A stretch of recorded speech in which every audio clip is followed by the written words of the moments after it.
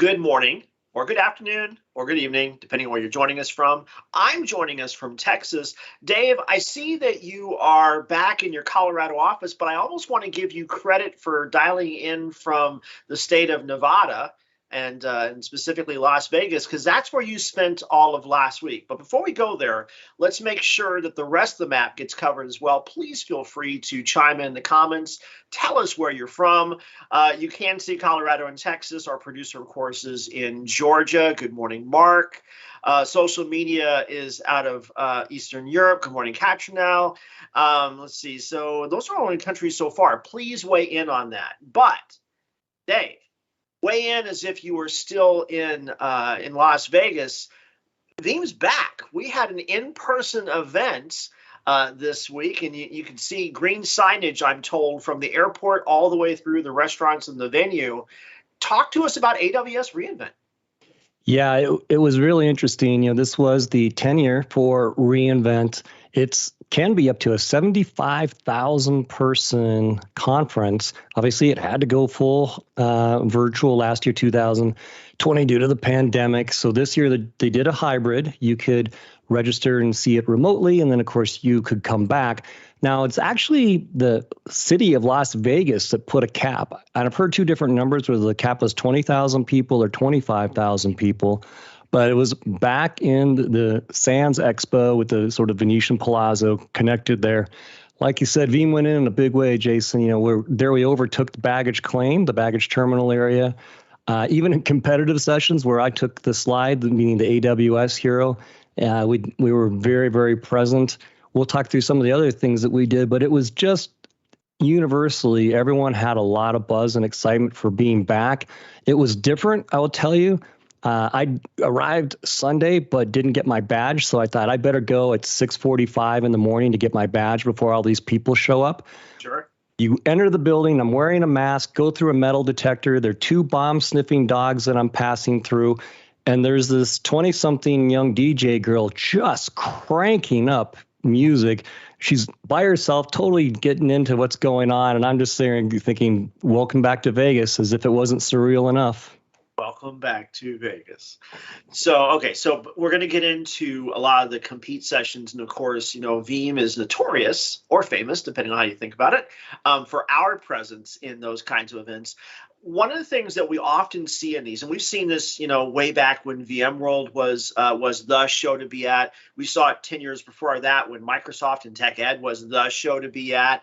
AWS is always going to have some minimal level of capabilities themselves as far as providing a minimal viable set of capabilities before a backup ISV ecosystem starts to pile on. Talk about what was it that Amazon wanted to talk about in relation to backup. What were their announcements before we get into what everyone else was saying? Yeah, so there is a AWS Backup. That is the name of the capability, very self-describing. So what they announced actually was expanding the capabilities of AWS Backup. Specifically, what they brought into play were VMware VMs on-prem, actually, being able to pull those back. And then same kind of construct of VMware Cloud on AWS, being able to protect those VMs. And then they announced a technology preview in one of the regions, US West, to be able to protect Amazon S3 buckets. And if you've been following some of the activity out there, there's been a vendor or two talking about S3 bucket protection. So those were the backup specific announcements. I will tell you, and I'm not meaning to say this in a negative way, part of the feeling at the show, though, was there wasn't a lot of wow factor from AWS overall, meaning it's the 10th annual event. They've got a brand new CEO. I'll look at his name, Adam Silipsky, so I don't mispronounce that. And I even saw on Crunch Data, hey, wait a minute, there are no major announcements. This is more incremental than innovative. So they had an interview with the CTO of AWS, Werner Vogels, who said, we're really working on the back-end plumbing right now and some ease of use capabilities, much more so than a lot of new coverage or capabilities. So from that aspect, if you think back to some of the major shows, like you mentioned, VMware or Microsoft Tech Ed, there would usually be some amazing thing that nobody saw coming, right? There would always be stuff that leaked out. Yeah. But there was always a nugget that was saved to kind of drop. Steve Jobs, obviously famous for that. Sure. One more thing. There really wasn't one more thing.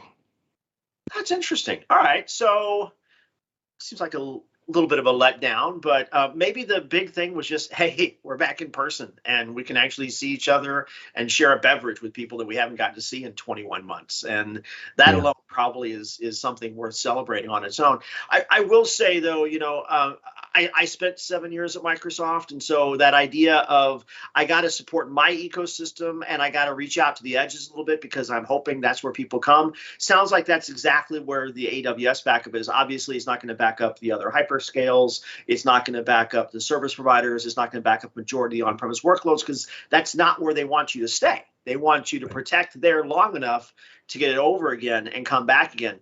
Now, and that kind of leads us into what we do, right? So from a Veeam perspective, we've always told this story of no matter how diverse and how multi and how hybrid your environment is, we have an answer for that. How was booth attendance? What were kind of some of the topics that you heard about? I see our CTO Danny Allen was present for this event. Talk about the buzz from Veeam. Yeah, I was really pleased with our booth. We had one dedicated station, and here we see a speaker, an SE, talking about Kubernetes in our theater area and what we can do to protect that. And we'll get kind of more into the sessions and what we announced in that aspect. And then we had two other demo stations around various kinds of AWS protection, whether that's IaaS specific or even the ability to send Veeam Backup Office 365 data out to another bucket, another object storage like AWS. The first night was rocking. I mean, that Monday night, they stay open late. I can't remember now if it was 8 or 8:30, and it was just packed. We had something like 4,000 T-shirts we brought, and I think we went through almost all of them. But the traffic was really great. The energy was really good, especially early on. As you can imagine, by the time you roll into about Thursday, people are feeling like they've been in Vegas for 4 to 5 days. But energy was really good. That sense that you mentioned, is it good to be back? Absolutely. People were feeling like it's great to be back in person. And I think, if anything, one of the reasons maybe AWS went a little soft in terms of announcements this time is they want to be able to have a bigger splash when they've got a bigger audience. I mean, literally 3 times the number of people are probably going to be attending 2022.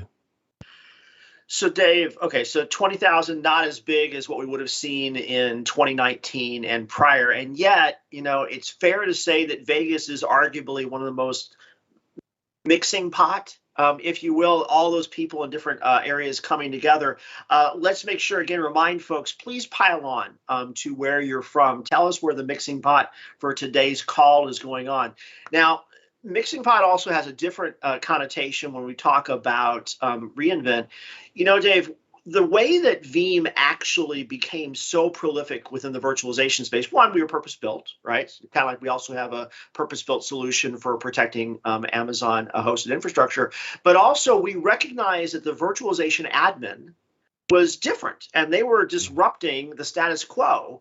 For our last several years, we put a huge amount of emphasis on enabling those cloud-savvy personas, those cloud-savvy admins that are out there.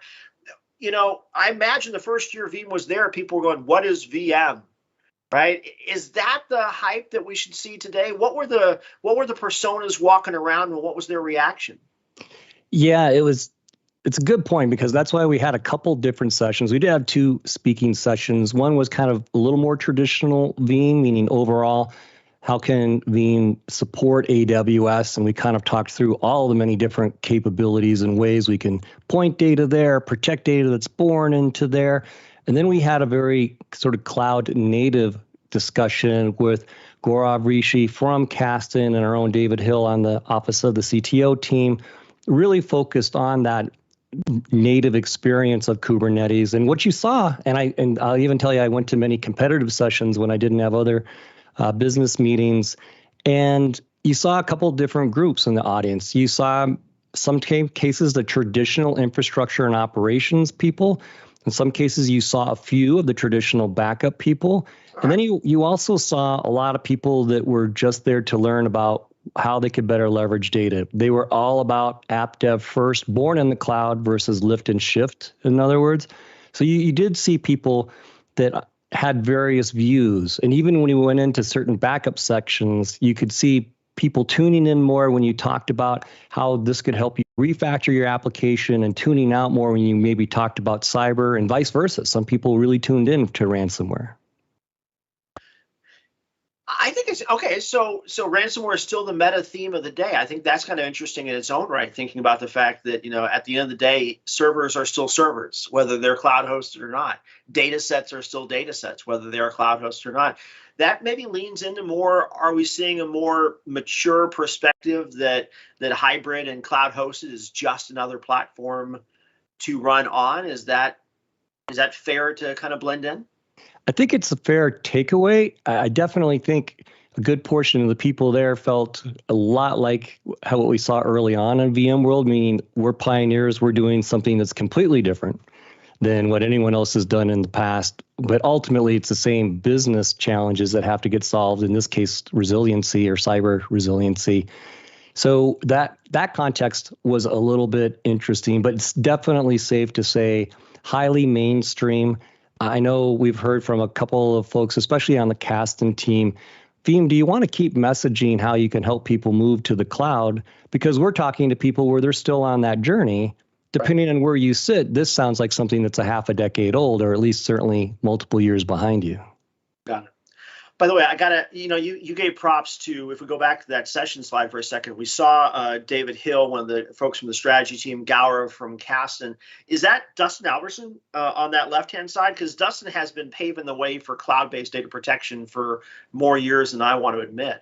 Yeah, good call out, and bad on me for not mentioning that is Dustin Albertson there in the black shirt over on the left-hand slide, and that's with Eric Ellenberg as well. He's co-presenting with, and then during a portion of this, I didn't capture that in this particular photo, but we had someone from Amazon come on stage just to kind of double down on, hey, all the things that Veeam are saying that they can do and the services that Veeam can exploit from an AWS perspective, that, that is reality, in other words.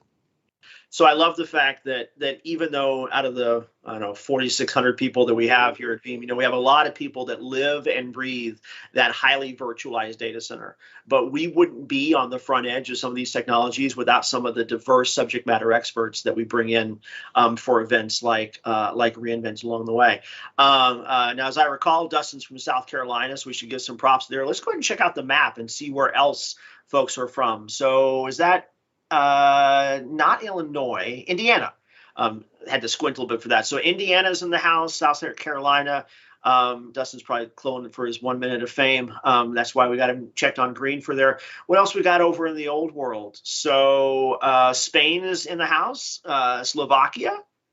I don't get Slovakia very often, so that's awesome. Awesome. And then what do we got? Brazil. Yes.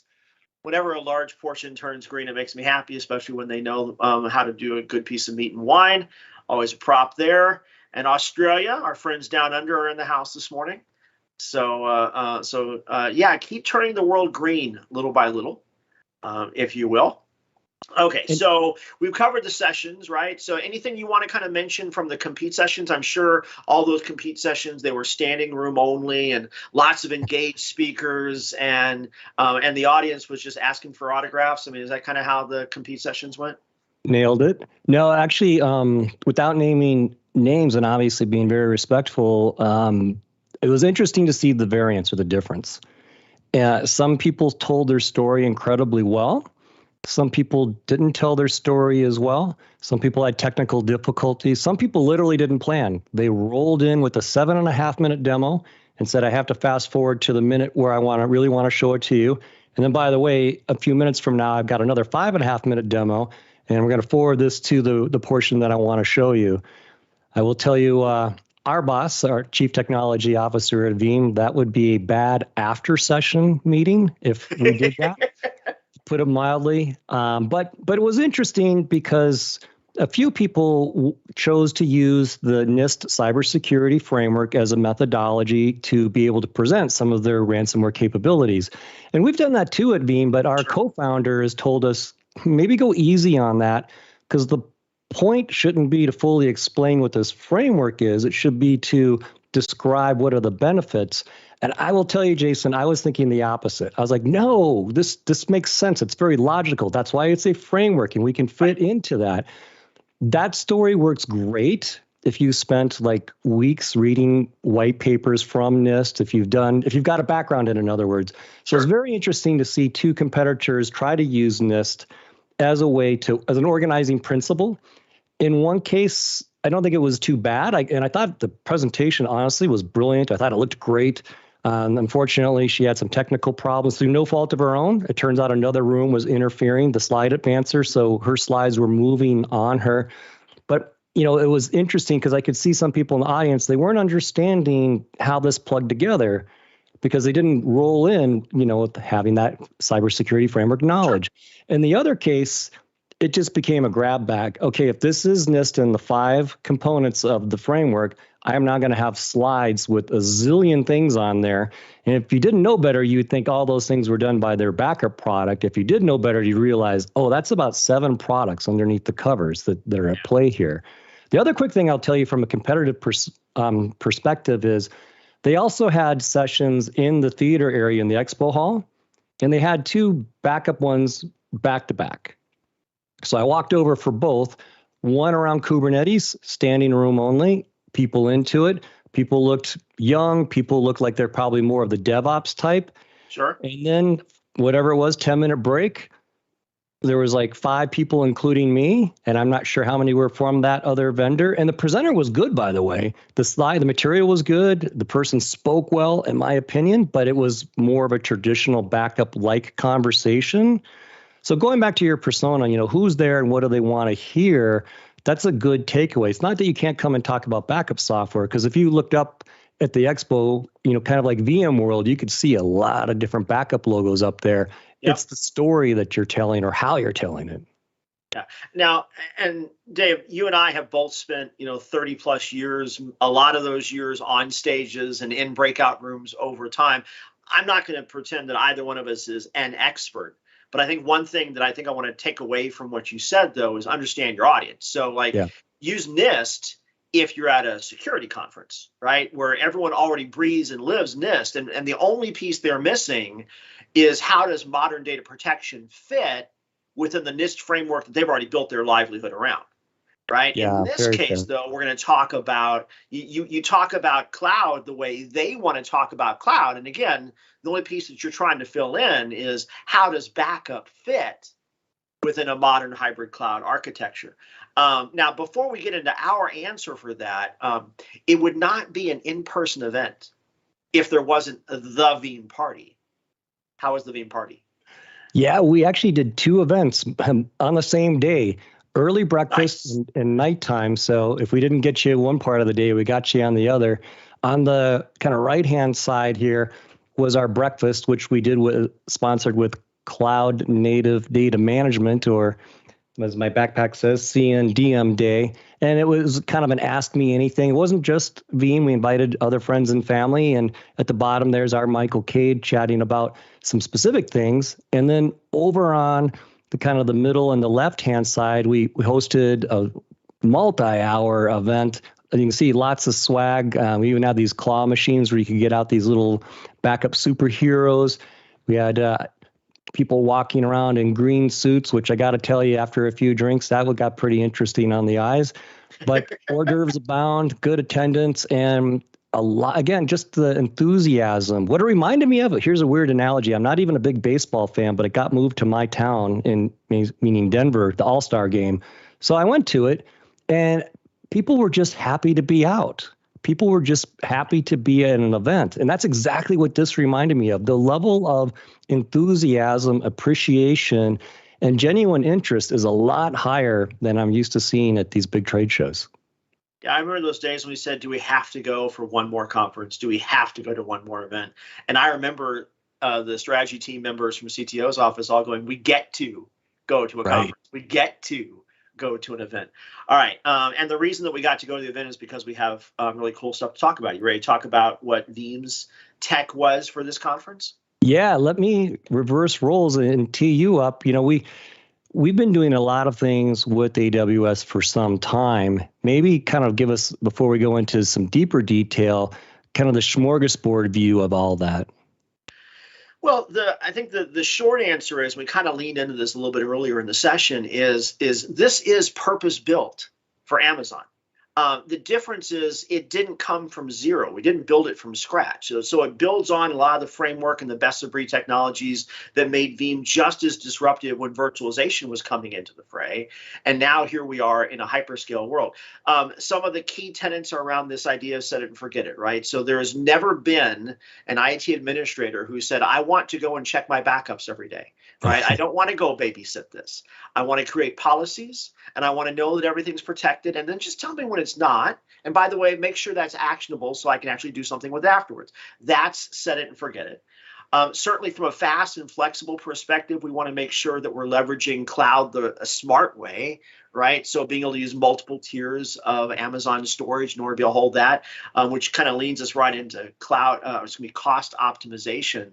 When was the last time that you had a backup technology that actually said, hey, depending on how you tweak these dials and push these buttons, we're going to tell you exactly how much it costs. You can't even get that on the production side of the cloud, but we're going to tell you how much protection costs. Some of the other key things that have been part of our conversation with not only cloud administrators, but also with those IT generalists and with the C-level leadership that are responsible for both, is making sure you have greater security. And so one of the ways we do that is by always advocating separate levels of credentials for the production environment versus the protection environment. We're seeing a lot of cyber attacks where they're going after the data protection infrastructure. And so what can we do to completely isolate that while still being within that same cloud framework, which gives us a lot of agility for recovery? Now that's four of the mix. I could bring up, for one platform, yes, it's managed by Veeam Backup and Replication. And oh, by the way, from a cloud mobility perspective, Dave, one of the things I know you always like to talk about is that universal format for how we store the data. I can protect a physical box and restore it into Amazon. We call that migration. Right? You can protect from virtual and then bring it up to the cloud or back again, depending on whether you need to repatriate or not. And that's the rest of that platform stack. There's a lot to talk about, whether you are an IaaS admin or a traditional IT generalist. That's what we were talking about. How did that land with the folks on the show floor and in those sessions? Yeah, I think because of these many different use cases, there was kind of something for everyone. Meaning, if you're a DevOps Jane, we could have a data reuse story. We could have an application migration, a cloud mobility conversation. If you were a protection person, we could talk about, okay, let's talk about how you protect and why you protect. To your point about, do you have policy? Is it built? Is it a lift and shift platform, or was it built purposely for this environment? Which probably brings us into our next one. Now, Jason, Veeam has always liked to say simple, flexible, reliable, and now powerful. Mm-hmm. But that flexible, there are ways to implement, and we don't prescribe that, do we? We don't. So let's roll the clock back and talk about that vAdmin the same way we talk about the IaaS admin. If for those folks that went to reInvent and they live and breathe Amazon hosted infrastructure, and that is their entire source of life and satisfaction, look on that left hand side. To be able to protect EC2, RDS, EFS, to write that to be able to go to both S3 and to Glacier. All of that is a wholly confined solution just for them, from them, right? And oh, by the way, you could also restore those VMs that you protected from Amazon. You could restore them into Google if you needed to. You could restore them to Azure on a bet on a Friday, that kind of thing. You can even pull them back down on-prem. Right. So certainly that's the standalone solution that's out there. The other way to think about it, though, is more and more kind of like we saw the maturation of the IT market, where the vAdmin was not an island unto themselves. And little by little, virtualization as it became mainstream, You started thinking about virtualization as just another platform to be managed and to facilitate and deliver IT from. That's what you see on the right-hand side, where Veeam's core product, Veeam Backup and Replication on-prem, we can provision protection of each of these workloads. We can protect all three, Amazon and the other hyperscale clouds that want to be Amazon, and even move workloads back and forth in between. I love this story. I love the capabilities that are coming out of this. And Dave, we should probably also give a hat tip to Sam Nichols, who's leading the marketing and awareness initiatives that's really been driving why so many people are aware of our impact and our capabilities for the Amazon platform. Yeah, well, very well said. And it would be remiss if we didn't also speak in detail about what Kasten's doing. They made an announcement there, Kubernetes native. Maybe a little chat on that as well. Well, one of the neat things that's been coming around, even from the hyperscales, is how do they take the agility of those modern hyperscale platforms and then bring that back on-prem, right? And we've seen that with things like Snowball. We saw that with things like Azure Stack, from the other cloud that's out there. Now here we have not only EKS, so enabling the Kubernetes frameworks within the main Amazon cloud, but also with EKS Anywhere, actually bringing that the rest of the way. And because of how we work, we were a launch partner. We'll back up your Kubernetes wherever you put it, including not only the fact of traditional Amazon EKS, but also the EKS Anywhere on-premises platform as well. So again, to us, it's data. And wherever you're putting your data that makes the most sense for your organization, we're going to back it up right there. And, oh, by the way, make it portable. Yeah, and speaking of Sam Nichols and David Hill, David Hill was one of the speakers here at the Kasten session. They're hosting an activity this Friday, managing AWS in a multi-cloud era.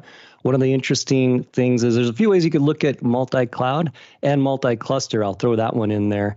We, Veeam, of course, Jason, we think about multi-cloud meaning potentially multiple hyperscalers. Right. Not every hyperscaler likes to think about it in that context, unless you're migrating from and to them. But multi-cluster and multi-cloud, exactly your point. At some point, this becomes not individual little islands like a VM admin eventually, started and then eventually became more mainstream. This just becomes the way your business functions, and you can't treat them like the island of toys anymore. It has to be unified. You can. And in fact, for those that haven't downloaded our data protection trends report for 2021, in there we saw for the second year in a row the dilution of physical and virtual and the rapid adoption of hyperscale cloud and hosting platforms as the future. We expect that by 2022, over half of all production servers will be cloud hosted and not run within the data center. That does not spell the demise of the data center. It simply means that most organizations are recognizing that cloud first is not disruptive. It's mainstream and it's responsible. And I think that's why events like reInvent are so important for so many folks. Now we got 2 minutes left. Dave, what do you have next on your calendar, my friend? Yeah, so interestingly enough, launching today, and if it was a physical event, it would be in Vegas at the exact same venue. And it's been that way for a number of years. The week before was AWS reInvent, and the week after that was a Gartner event later called Infrastructure Operations and Cloud Strategies. It used to be called the Data Center Conference. But Michael Cade and I, Michael was on one of the earlier pictures. He leads our charge as a technologist in the Kubernetes containers world. He and I are doing 5 top considerations regarding cloud native data management. That's tomorrow. And we'll walk you through a couple of interesting things about what's a little bit the same and what's a little bit different in that kind of environment. And then a quick reminder, I mentioned it just in passing, but we'll double down on managing cloud and multi-cloud with David Hill and Sam Nichols this Friday. So I think that's most of our time. We did actually cover some other data around AWS reInvent and actually that idea of cloud hosting. If you look in the cloud protection trends report from Veeam, we got a whole sections on the personas involved in protecting cloud hosted infrastructure, the mechanisms anticipated for cloud hosted infrastructure, et cetera. That might make some light reading as all the debriefs and unwinds are coming out for the AWS reInvent event. Until then, Dave, as always, welcome back. Thanks for coming back. And for everyone at home, thanks for watching. Thank you.